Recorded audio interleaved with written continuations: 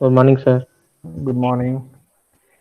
In the previous class, we saw an overview of software engineering. As part of that, we learned some of the terminology like what is software, what is software engineering, what is computer science, and what is the need for software engineering, and what are the good attributes of software. Isn't it?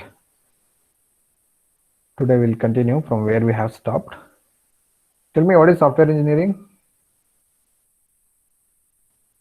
students? Anyone? Tell me what is software engineering. Hello. Sir, the whole process of designing, coding, and maintaining of a software process. It is concerned with all the stages of software development, starting from requirement analysis until delivery and maintenance. So in between you have like design, development, testing, then deployment, delivery, and what is that? Last thing is maintenance. So it deals with all the aspects of software development lifecycle. And another definition is that it concerns with theories and fundamentals plus methods and tools required to develop a software in a professional and cost effective manner. So that's what the meaning of software engineering. Today we'll continue. Today I'll start with software products. When I say software products, there can be two types of products. One is generic product and another one is customized product.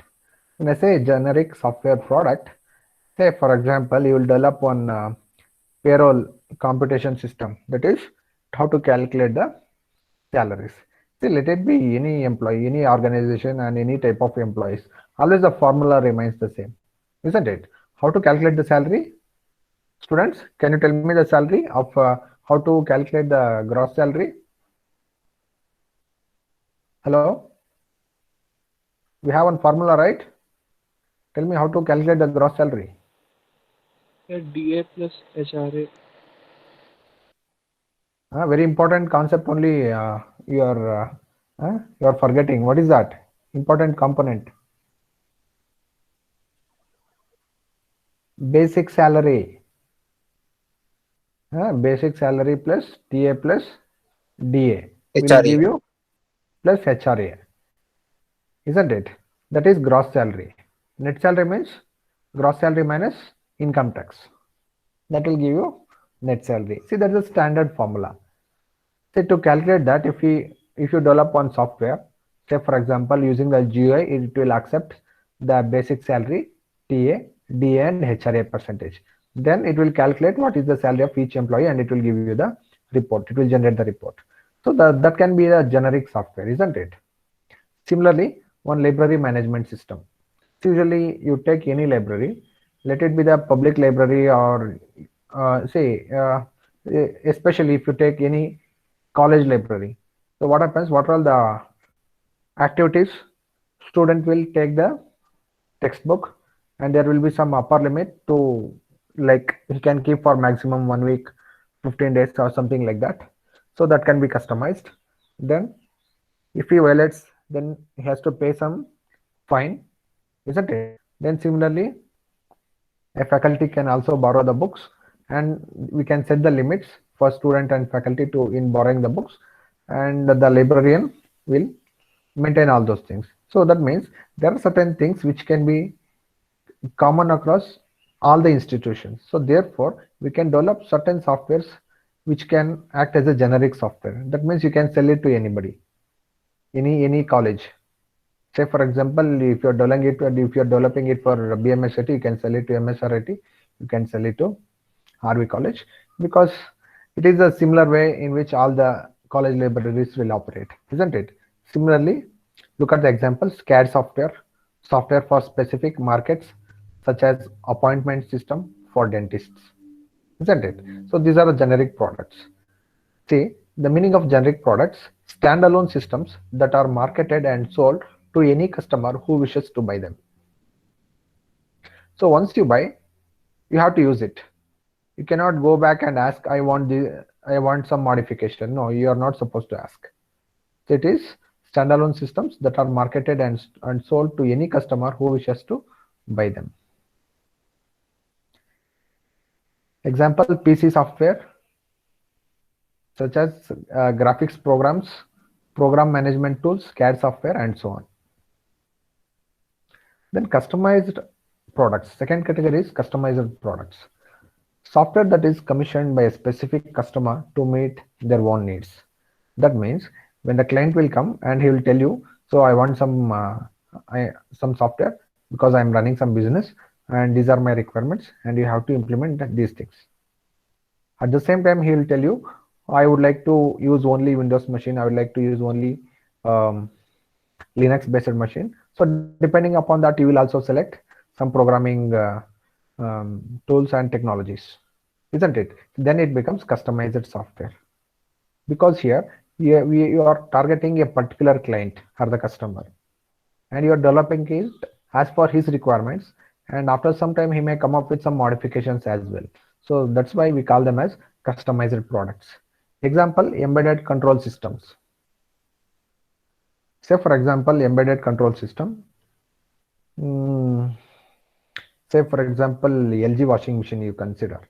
So it is having one embedded software, and that is very much applicable only to LG machines. It cannot fit for Samsung machines because the features of Samsung may be different, isn't it? The way it operates, that may be different. So embedded control systems are an example, and air traffic control software. Air traffic control software. So each and every government will be having their own software about how to control the air traffic. So that is always customized software. So that's there.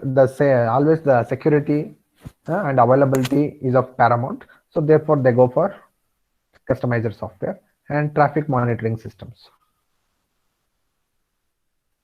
That are the examples for customized products.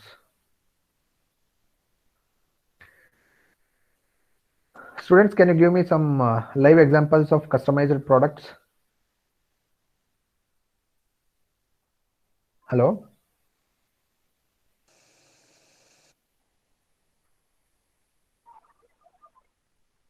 Hello?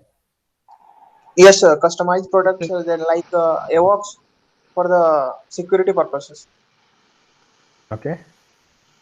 Then For some specific industry related application will be.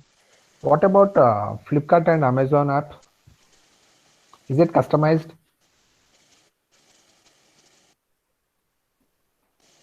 Huh? Yes, sir.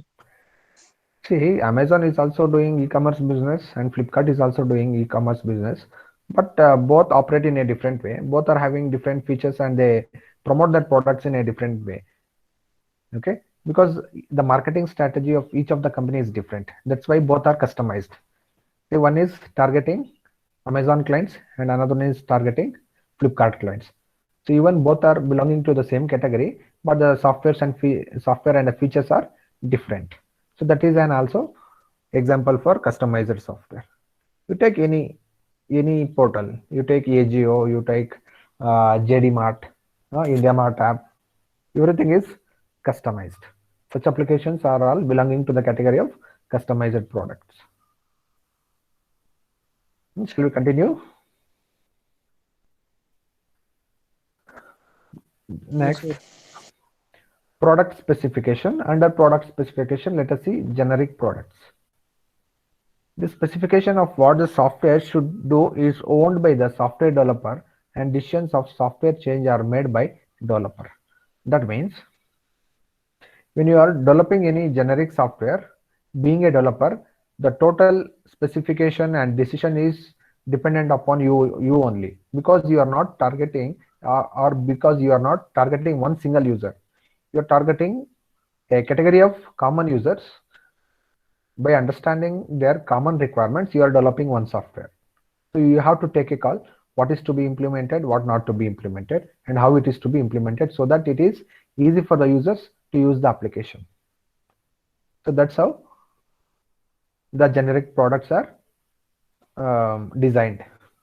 Then when it comes to customized products, always you will contact, say there in every company there will be something called as the um, so some business analyst.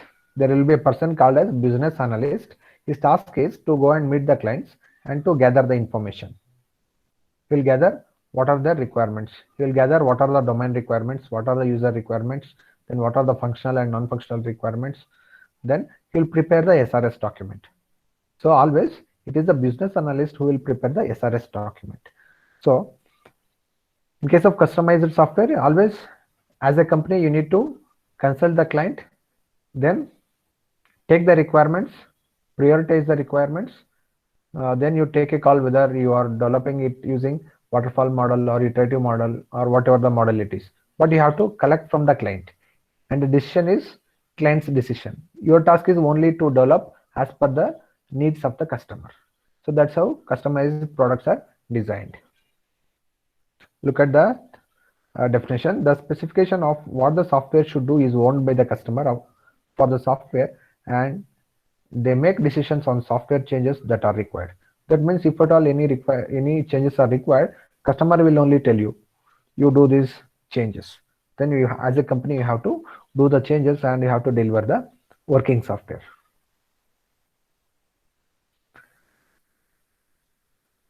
Now we'll see essential attributes of a good software in detail. So the primary essential attribute of a good software is maintainability. Yesterday itself I told what is the meaning of maintainability. Students, can you repeat what I told yesterday? What is maintainability? Hello?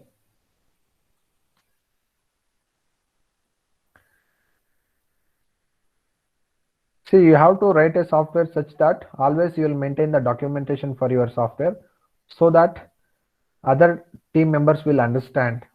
So what is being done, how it is documented, then what is the purpose of each and every function, what is the purpose of each and every interface file that you have written, isn't it? That makes some sense. At the same time, you need to write such that the software can be modified very easily. That means it should support to remove certain components and to add some new components always. So that flexibility must be there all the time. This is the critical attribute because software change is an inevitable requirement of a changing business environment. The business will keep evolving. So side by side, they need some of the modifications to be done and to enhance the software continuously. So that's why maintainability is one of the very good attribute of a software. Next is dependability and security. First of all, we need to understand when we can say a software is dependable. We can say a software is dependable when it is reliable, secure, and safe. So first let us understand what is the meaning of reliable. Say for example, I have one software. I am computing, say for example, I am having one say payroll management system. So when I calculate the salary of one employee, it is coming correct. But if I see the salary of another person, it is calculating in a wrong way. That means it is not reliable. So once you calculate, it is giving some result, and another time it is giving another result. So it is not reliable. So it should not be like that. Always it should be able to produce the same result and consistently, and it should be secure also. When we say a software is secure, see most of the times we'll be having different categories of users like admin, normal user, and the employee, and so on. So each category of user will be having certain privileges. That means if he is a guest, he can access only certain features of the software. If he is an employee, he can access few more features. If he is an admin, okay, he will be having total control on the application, like that. So we need to ensure security, and at the same time we need to see that it is safe for use. So what's the meaning of safe? See, while browsing, especially the web applications, you might have seen HTTP and HTTPS. Students, tell me what is that HTTP and HTTPS? What is the difference? What is that S stands for? Security. Security.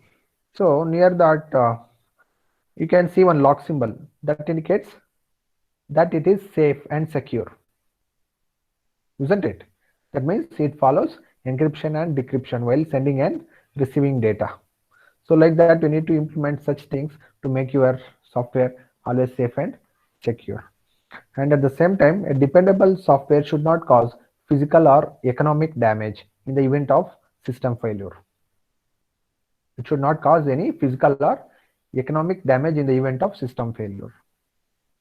Say for example, you have developed one banking application and you are performing one transaction. Okay, so for you it has given the acknowledgement message that transaction is successful, but immediately the system goes down, and let us assume that data is not updated in the remote server. Now what is the use? For you it has given the acknowledgement, but the data is not integrated in the server, isn't it? So that should not happen. If it happens like that, then we say the system is not reliable. We say that the system is not reliable.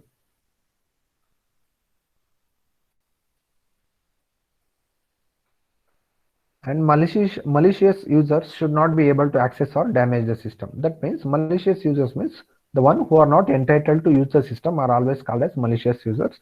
They should not be able to access or damage the system. So then only you can say, okay, your system is dependable and it is secure. Then efficiency. See, one way of measuring the efficiency is in terms of speed, and another one is in terms of quality of service. Say for example, when your application is all about say for example streaming the videos, then how to measure the efficiency of your system means in terms of quality of service. So what are the attributes to measure the quality of service? So the quality of the video, then the delay. If it is streaming continuously without any delay, so that is efficient. So like that, different applications will have different way in which we can measure the efficiency. Software should not make wasteful use of system resources such as memory and processor cycles. That means another very important aspect is your application should not consume more memory and processor capacity. So that is one of the very important consideration to achieve efficiency. Efficiency therefore includes responsiveness. That means it should respond as quick as possible. Then processing time should be minimal. Then memory utilization should be minimal. So then we can say your application is efficient. Then acceptability. Software must be acceptable to the type of users for which it is designed. This means that it must be understandable, usable, and compatible with other systems that they use. Students, yesterday I told one thing. Just before delivering the software, so you will perform user acceptance test. That is called UAT. UAT, user acceptance test. It is also called as acceptance testing. So there are two possibility. There are two ways in which you can do the acceptability or acceptance testing. That is, client representative will prepare the test cases and he will give you the test input.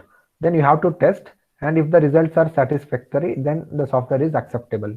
Otherwise, client representative, he will come and under his guidance you have to perform the acceptance testing.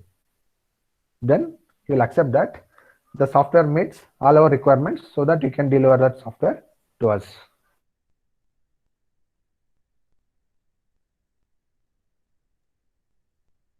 Delivering any software, we need to make sure that 100% you have implemented all the requirements, okay, and it is tested thoroughly and the system is working fine. Then only you can deliver the software. That is called as acceptability. Now let us see software engineering and engineering discipline in detail. Software engineering is an engineering discipline.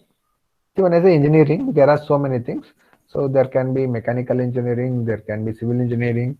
Similarly, software engineering is also one of the engineering discipline.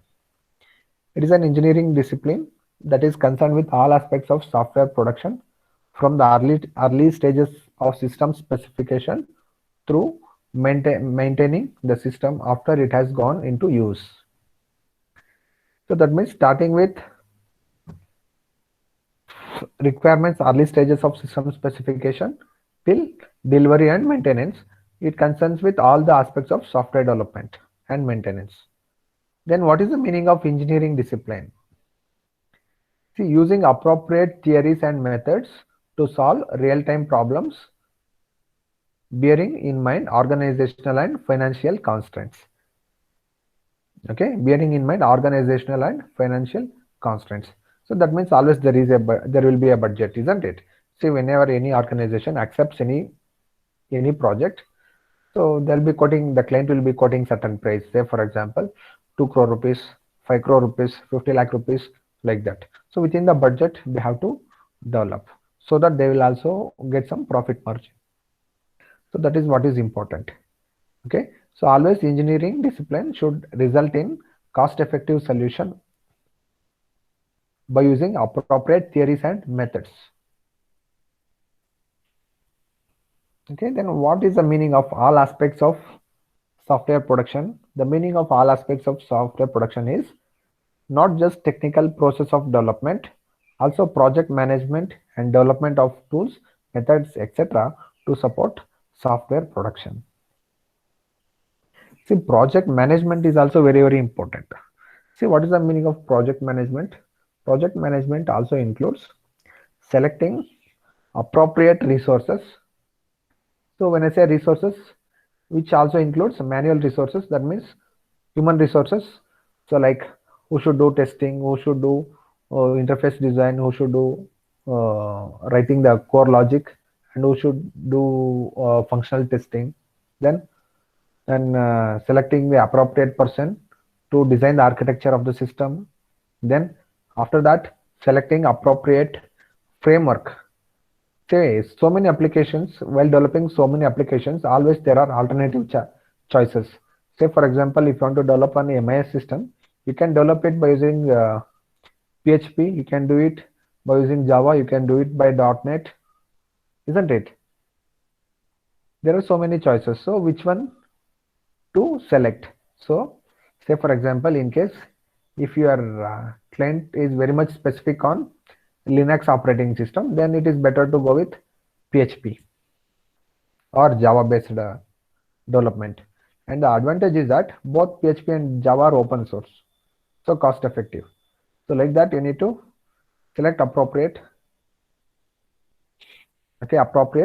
framework, tools and technologies. That is also part of software management. Then importance of software engineering. More and more individuals and society rely on advanced software systems. We need to be able to produce reliable and trustworthy systems economically and quickly. See, yesterday I was telling in each and every day, we are bound to use so many softwares either directly or indirectly, isn't it? See, when you use smartwatch, unknowingly you are relying on software system to track how many steps each day you are walking and how many calories you are burning. So that is one thing. Then at home, if your mother is using washing machine to wash your clothes, then indirectly you are relying on some software. Okay, not only the hardware. So even though the washing machine is an hardware component, it is dependent upon, in turn it is dependent upon a software, isn't it, to work efficiently. So that means either directly or indirectly we are always relied on softwares. And in this world still there are so many things which are yet to be automated. So therefore we are relying much on software systems, and it is usually cheaper in the long run to use software engineering methods and techniques for software systems rather than just write the programs as if it was a personal programming project.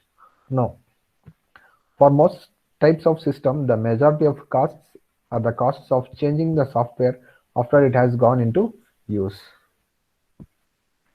See, as a company, what happens? Yesterday I was telling, once they implement anything new, they will be having something called as the internal repository. So whenever any developer writes new piece of code, or if he implements any new feature, that will go into the repository of the organization.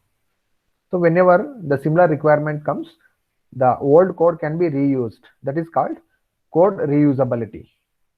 So one of the very important concept in software engineering is code reusability. What's the meaning of code reusability? So now you have done one project, say for e-commerce, one of the e-commerce client. So after a few months or few years, you will get one more client. So at that time, you can reuse the code what you had developed earlier. You can do a little bit tinkering for that code, and you can fit to the new requirements. You can make it to fit to the new requirements. Okay, it is not about individual programming, isn't it? It is somewhat different.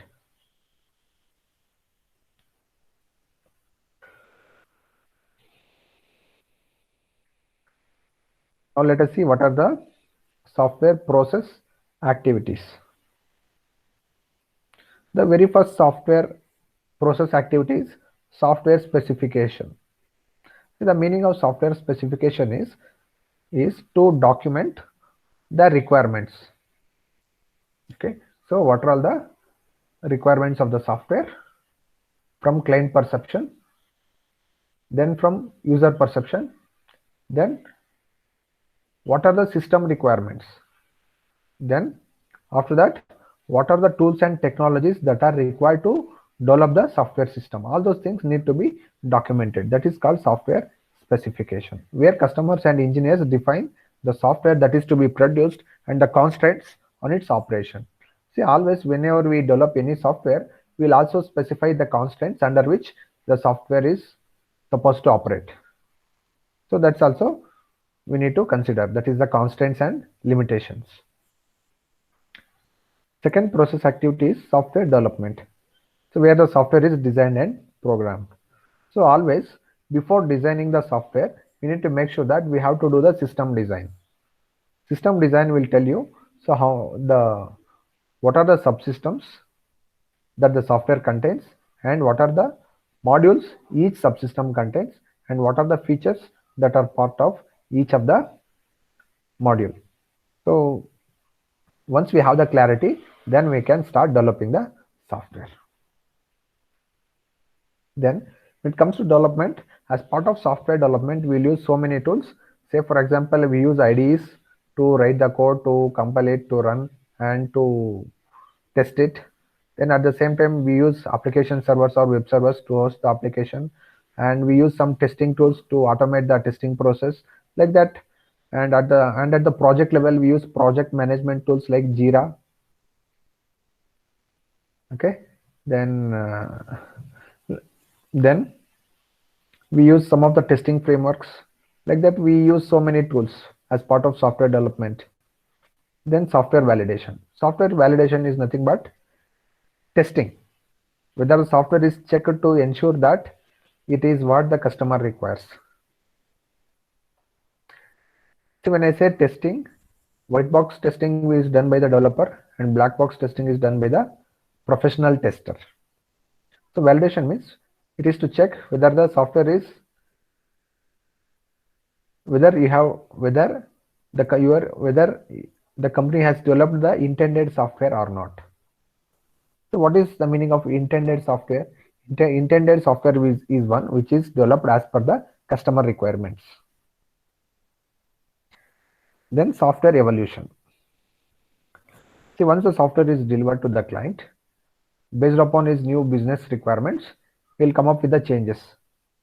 We'll ask, you need to do these many changes so that it will fit into my business. So that is called software evolution, where the software is modified to reflect changing customer and market requirements.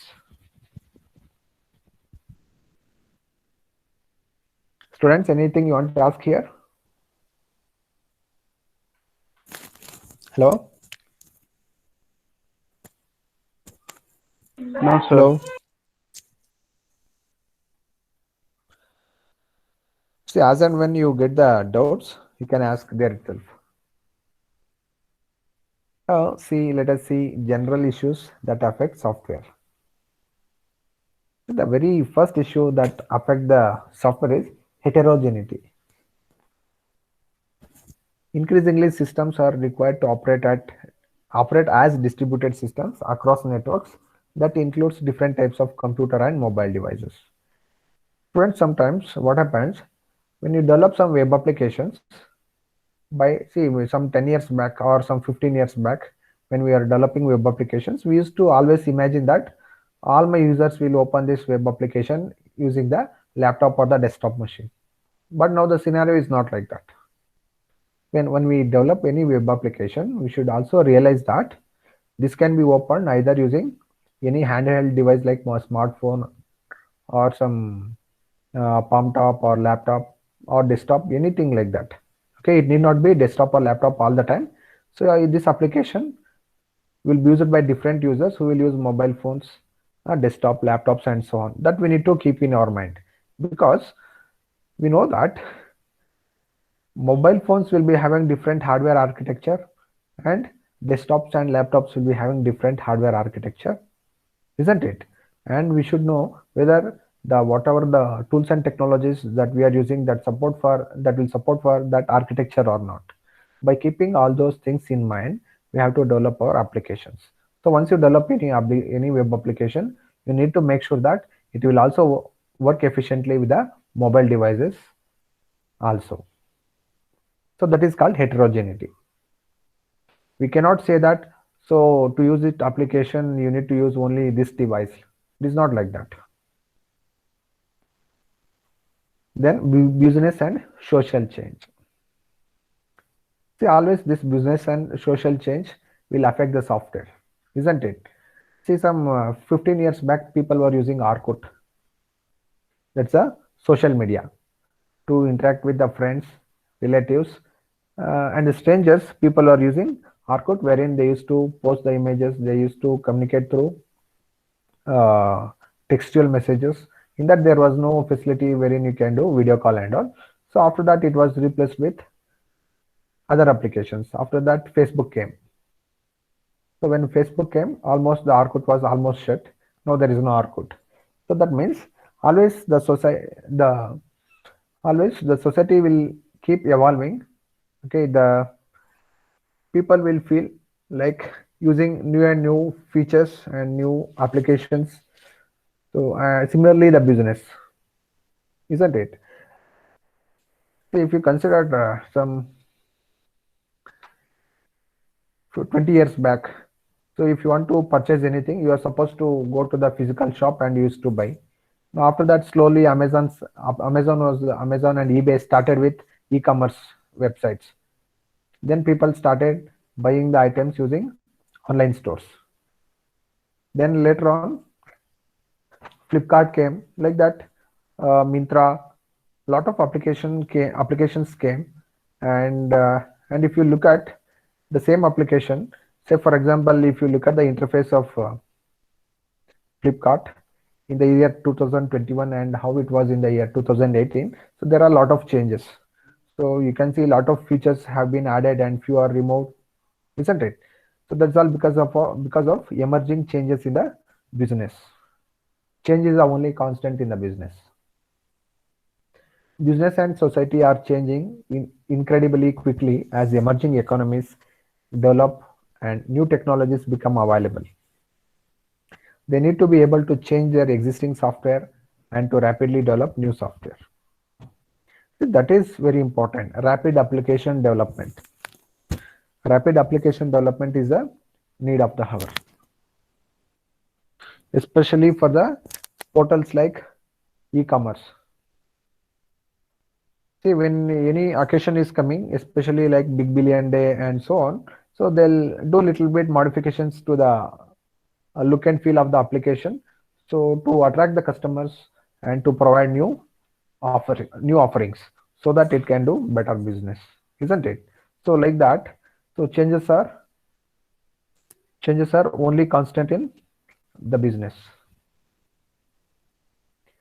Therefore, heterogeneity and business and social change are the two important factors that affect the software. Students, what is the takeaway from this? Hello?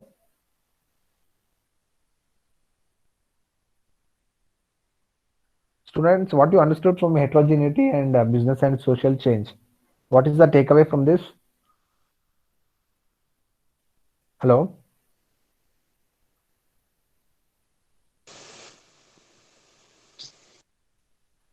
Yeah?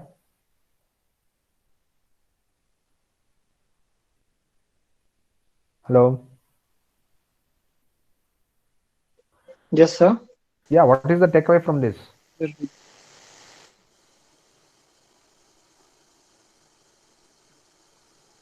While developing the applications, we need to keep in our mind that my application should support for different devices.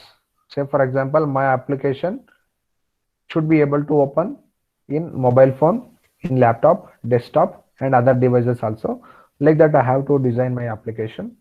Then have to design the software such that it should be able to modify in the coming days. It should be able to modify in the future. Like that, you have to develop the software, and at the same time, you should not forget to do the documentation for your software, so that after some time, if anybody opens the documentation, they will come to know how you have designed the system, what is the system design, where they have to do the changes, how they can remove the components, and how they can add the new software components or the new software features to the existing software. So like that, you have to design your software. So that's the final takeaway from this concept. Then few more issues: security and trust. A software is intertwined with all aspects of our lives. It is essential that we can trust that software. What is security and trust? Security and the trust means, see, giving appropriate privileges to various types of users. That is one type of security, isn't it? Then making it to be used in the specific context. Say for example, when I consider cloud application, so when I say cloud application, there can be three types of clouds: private cloud, public cloud, and hybrid cloud. If I take the example of private cloud application is applicable only within the context of the organization. So that means it is secure in a manner that it can be used by the employees of the organization, and it cannot be connected to the internet. That means it will work within the context of intranet. It uses intranet, not the internet. Hence it is secure. So what happens if it gets connected to the internet? Any intruders or the hackers can get access and they can tweak the application, isn't it? So that is one aspect of security. Then trust. Okay, trust is another aspect. Say especially, say for example, your see who is maintaining your email, students. So you are having an email Google. yeah, Google. So now, do you trust Google? Yes, sir. Yes, sir. Why? So if at all you trust, why do you trust? It is well-known company and many people use it, sir. Yeah, that's it. So we have to trust company, otherwise they cannot provide third-party services. You have to trust them. If at all, if anybody hacks your system, if anybody hacks your Gmail account, they will send you an acknowledgement email stating that, so on this day with this particular IP address, someone hacked your system, kindly update your password. At least that much they will do. So hence you need to trust. So in software, security and trust are very, very important, especially when you go with cloud services. You have to trust the third party service provider. Otherwise, if you do not trust, they will not provide the service.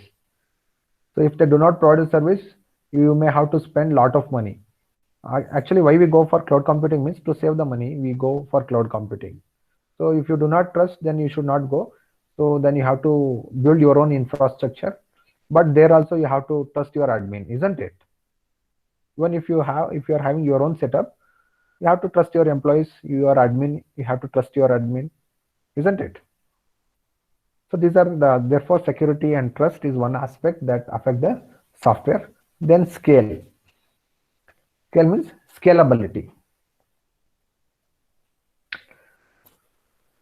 Students, what happens with your website? If you open now, it will open RMSA. But when the results are announced, if you are trying to check the results, what happens? Sometimes it will take lot of time. It will keep revolving and very late, say after some 15 seconds, 10 seconds, it will show you the results. Isn't it? Now, if you check, immediately it will serve. Why it is like that? Because during results times, the network traffic will be very high.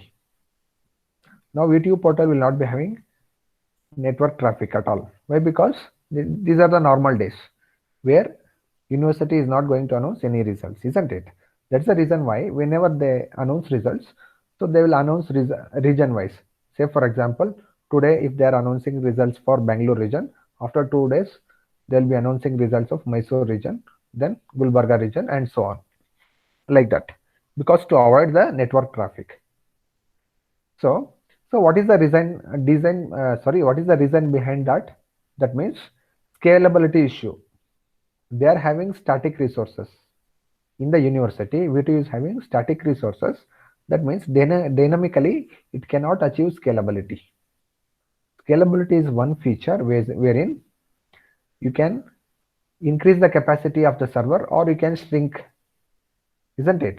It should be able to shrink or scale up or scale down.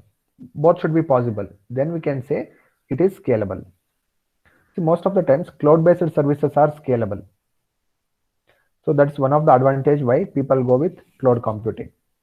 It is scalable dynamically. So you can configure your cloud such that when the demand increases automatically, without your knowledge, additional resources will be added so that the service will be always up and running. So that is called scalability. So when the network traffic decreases, automatically they will remove the unwanted resources. That means now the capacity is shrinked. When they remove the unwanted resources, the capacity is shrinked. When they are adding new components to provide continuous service to your clients, so that is called scalability. That means they are increasing the resources.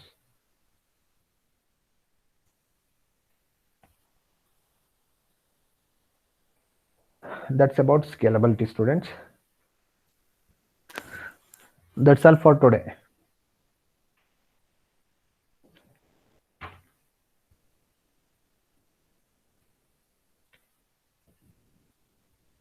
Answer for your attendance, students. USN 1. Yes, sir. 2. Yes, sir. 3.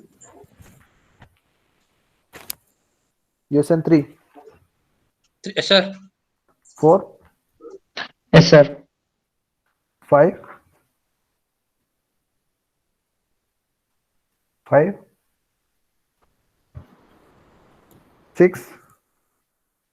Yes, sir. 7. Present, sir. 8. Yes, sir. 9. 9.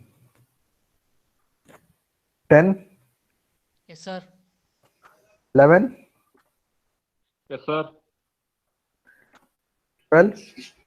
Present, sir. 13. Present, sir. 14. Present, sir. 15. Yes, sir. 16.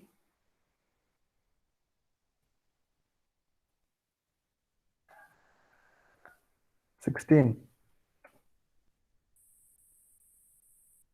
17.